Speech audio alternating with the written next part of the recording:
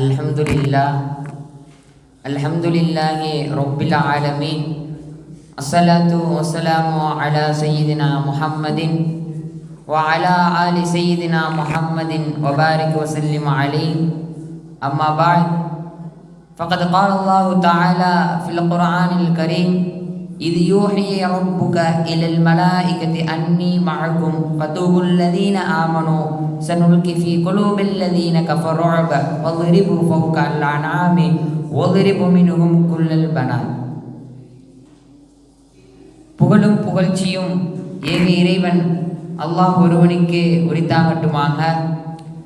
மேலும் நம் உயிரிலும் உயிரான உயிரிலும் மேலான கண்மணி நாயகம் ஸல்லல்லாஹு அலைஹி வஸல்லம் அன்னவர்களின் மீதும் அவர்களுடைய வாழ்க்கையை சற்றும் பிசராமல் பின்பற்றி வாழ்ந்து மறைந்த உத்தம சத்திய சஹாபாக்கள், தாபிஈன்கள், தபா தாபிஈன்கள், நாதாக்கள், சுஹதாக்கள், வலிமார்கள், குறிப்பாக இங்கு அமர்ந்திருக்கும் நாம் நம்மை சார்ந்த துணை நபர்களின் மீதும் அல்லாஹ்வினுடைய சாந்தியும் சமாதானமும் என்றென்றும் குன்றாமல் நின்று நிலவட்டுமாக. அன்பார்ந்த மாணவர்களே, இன்னும் சிறிது நாட்களிலே ரமலானை நாம் அடைய இருக்கிறோம். அந்த ரமலானுடைய மாதத்திலே மிக மிக முக்கியமான ஒரு நாள் என்னவென்று சொன்னால், பத்ர் சஹாபாக்கள் போர்க்களத்திலே இறந்த அந்த நாள்தான். ரமலான் பிறை 17ஆம் தேதி பத்ர் சஹாபாக்கள் இந்த இஸ்லாத்திற்காக அவர்களுடைய உயிரை தியாகம் செய்தார்கள். அன்பார்ந்த மாணவர்களே, இந்த பத்ர் யுத்தம் என்பது ஒரு போர் மட்டுமல்ல. அன்னை ஃபாத்திமா ரலியல்லாஹு அன்ஹா அவர்கள் ஒரு நாள் ரசூலுல்லாஹி ஸல்லல்லாஹு அலைஹி வஸல்லம் அவர்கள் தொழுது கொண்டிருக்கக்கூடிய இடத்துல போறாங்க. அங்க போனா நபி ஸல்லல்லாஹு அலைஹி வஸல்லம் அவர்கள் தொழுது கொண்டிருக்கிறார்கள்.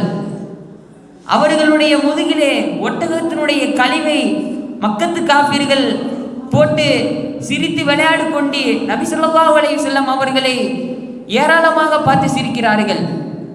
அந்த நேரத்தில் ஃபாத்திமா நாயிக்கு கடுமையான கோபம். அவர்களால் ஒன்றுமே செய்ய முடியல. அப்போ அல்லாஹ்விடத்தில் கையேந்துறாங்க, யா அல்லாஹ், இன்றைக்கு நபி ஸல்லல்லாஹு அலைஹி வஸல்லம் அவர்களை யார் யாரெல்லாம் இந்த இடத்துல உட்கார்ந்து கேலி கிண்டல் செய்தார்களோ அவர்களை ஒருவரை கூட நீ விட்டு விடாதே, அத்துணை அவர்களையும் நீ அழித்து விடு என்று ஃபாத்திமா ரலியல்லாஹு அன்ஹா அவர்கள் அல்லாஹ்விடத்திலே கையேந்தி துஆ செய்தார்கள். அங்கு நபி ஸல்லல்லாஹு அலைஹி வஸல்லம் அவர்களிடத்தில் நபி ஸல்லல்லாஹு அலைஹி வஸல்லம் அவர்களை கேலி கிண்டல் செய்த அத்துணை நபர்களுமே பத்ர் போரிலே இறந்து விட்டார்கள். எதற்கு சொல்கிறேன் என்று சொன்னால், இந்த பத்ர் யுத்தம் என்பது ஒரு போர் மட்டுமல்ல. அல்லாஹ் தஆலா இந்த இஸ்லாமிய மார்க்கத்தை யார் யாரெல்லாம் இந்த இஸ்லாமிய மார்க்கத்தை கேலி கிண்டல் செய்கிறார்களோ அவர்களுக்கெல்லாம் ஒரு பாடம் புகட்ட வேண்டும் என்கின்ற ஒரு நாளாகவும் அல்லாஹ் தஆலா அந்த நாளை தேர்வு செய்திருக்கிறான். அன்பார்ந்த மாணவர்களே, ஹிஜ்ரி 2ஆம் தேதி ரமலான் பிறை 17ஆம் நாள் இந்த பத்ர் போர் நடைபெறுகிறது.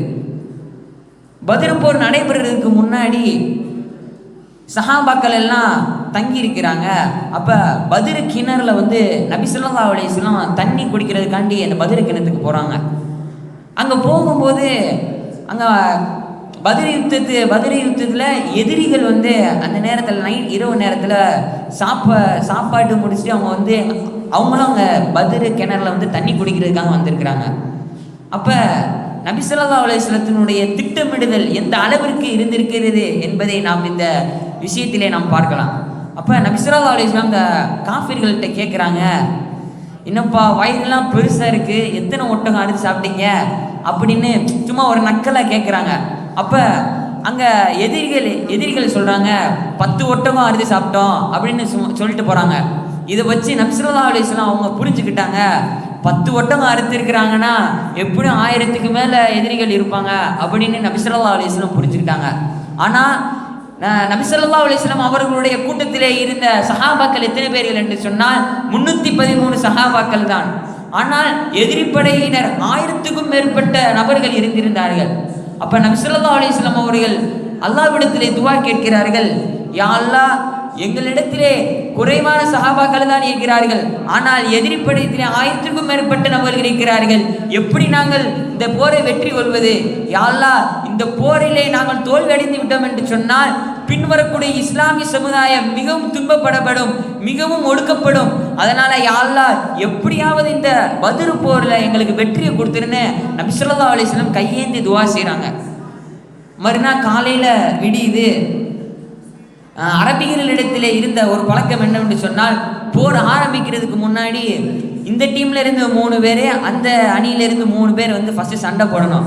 அதே மாதிரி நபி ஸல்லல்லாஹு அலைஹி வஸல்லம் ஒரு 3 நபர்களை அலி ரலியல்லாஹு போன்ற வீரத்திலே மிக சிறந்து வழங்கக்கூடிய 3 நபர்கள் அனுப்புறாங்க.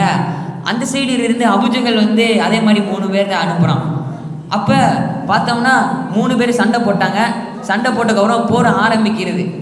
போர் ஆரம்பிச்சுட்டு கடைசியில் பார்த்தோன்னா அந்த பத்ர் போரிலே சண்டை போட்ட அத்தனை சஹாபாக்களும் 313 சஹாபாக்களில் இறந்து விட்டார்கள். அப்ப ஒரு நபர் வந்து நபி ஸல்லல்லாஹு அலைஹி வஸல்லம் சொல்றாங்க, யா ரசூலல்லாஹ், நான் போரை பார்த்தேன். அப்பொழுது சஹாபாக்களில் அம்பை வீசுவதற்கு முன்னாலேயே எதிரினுடைய தலை துண்டிக்கப்பட்டது. அவர்கள் வாளை எடுத்து வீசுவதற்கு முன்னாலே எதிரிகளுடைய தலை தரையிலே கிடந்தது என்பதை நான் பார்த்தேன் என்று ஸல்லல்லாஹு அலைஹி வஸல்லம் சொல்றாங்க. இதுல என்ன விஷயம் அப்படின்னு சொன்னா, அல்லாஹ் தஆலா இந்த போர்க்களத்திலே மலக்குமார்களை இந்த போர்க்களத்திலே அனுப்பி இஸ்லாத்திற்காக போரிடுங்கள் என்று அல்லாஹ் தஆலா கட்டளையிட்டு இருக்கிறான். ஏனென்று சொன்னால், இறந்த 313 சஹாபாக்களுமே நோன்பு வைத்திருந்தார்கள். அன்பார்ந்த மாணவர்களே, அவர்கள் நோன்பு வைத்திருந்தும் இந்த இஸ்லாத்திற்காக போராடினார்கள். அது மட்டுமில்லாமல் நபி ஸல்லல்லாஹு அலைஹி வஸல்லம் அவர்கள் கேட்ட ஒரு துஆவிற்காக அல்லாஹ் தஆலா என்னதான் இருந்தாலும் இன்றைக்கு இந்த பத்ர் போர் வெற்றி அடைய வேண்டும் என்பதற்காக மலக்குமார்களை அந்த கூட்டத்திலே இறக்கி, மலக்குமார்களை அந்த போரிலே இறக்கி இந்த இஸ்லாத்திற்கு வெற்றியை தந்தான். எதற்கு சொல்கிறோம் என்று சொன்னால், அந்த சஹாபாக்களுடைய ஈமான் எந்த அளவிற்கு இருந்திருக்கிறது. நோன்பு வைத்திருந்தாலும் தன்னுடைய இஸ்லாத்திற்காக, நபி ஸல்லல்லாஹு அலைஹி வஸல்லத்தினுடைய வார்த்தைக்காக தன்னுடைய உயிரையே தியாகம் செய்திருக்கிறார்கள். அப்படிப்பட்ட சஹாபாக்களை நாம் அதிகமாக நினைவு கூற வேண்டும் என்ற பாக்கியத்தை இந்த வாய்ப்பளித்தமைக்கு நன்றி கூறி நிலைப்படுகிறேன். அஸ்ஸலாமு அலைக்கும் வரஹ்மத்துல்லாஹி வபரகாத்துஹு.